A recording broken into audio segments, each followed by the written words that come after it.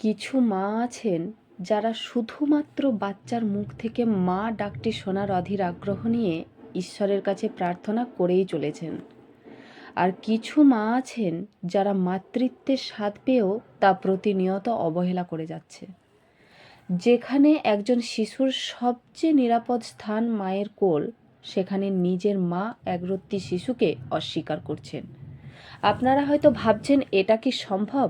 হ্যাঁ, এরকমই একটি ঘটনা ঘটেছে ত্রিপুরার আগরতলায়, যেখানে মা মদ্যপ অবস্থায় শিশুটিকে চিনতে পারছে না।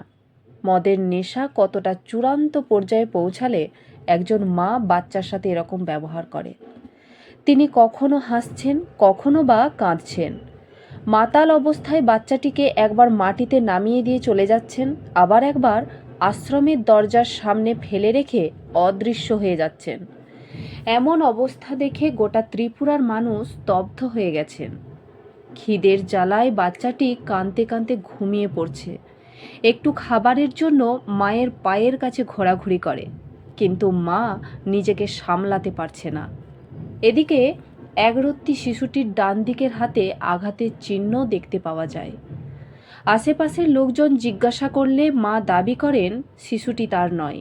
কিছুক্ষণ পরে বলে ওঠে, এটা আমার বাচ্চা, আমার স্বামীর নাম অসীম পাল। তিনি নাকি আগরতলার শপিং মলে কাজ করেন। পুলিশ কথার মধ্যে একাধিক অসঙ্গতি পাওয়ায় মহিলার কাছ থেকে পরিবারের ফোন নম্বর চায়। ততক্ষণে তার চেতনা খানিকটা ফিরে আসলে ফোন নম্বর দিয়ে দেয় পুলিশকে। পুলিশের সন্দেহ হয় আসল ঘটনা জানার। এর নেপথ্যে অন্য কোনো কারণ আছে কি না তা জানতে চান পুলিশ। তারপর পরিবারের সাথে যোগাযোগ করে পরবর্তীতে মা ও বাচ্চাকে পৌঁছে দেয় বাড়িতে।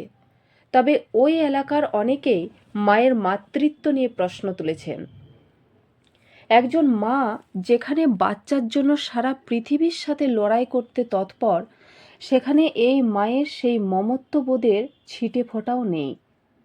মায়ের স্নেহ, আত্মত্যাগ, কোথাও যেন মদের নেশা মাতৃত্বকে গ্রাস করেছে। এরকম কিছু মায়ের জন্য মা জাতিটার গায়ে কলঙ্ক লাগিয়ে দিল।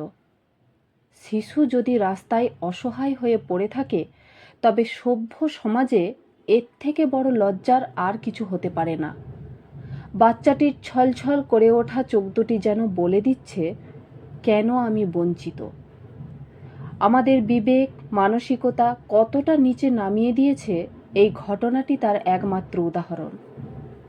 নেশা শুধুমাত্র একটি মানুষকে নষ্ট করে না, তার সাথে বাচ্চা এবং পুরো পরিবারকে শেষ করে দেয়।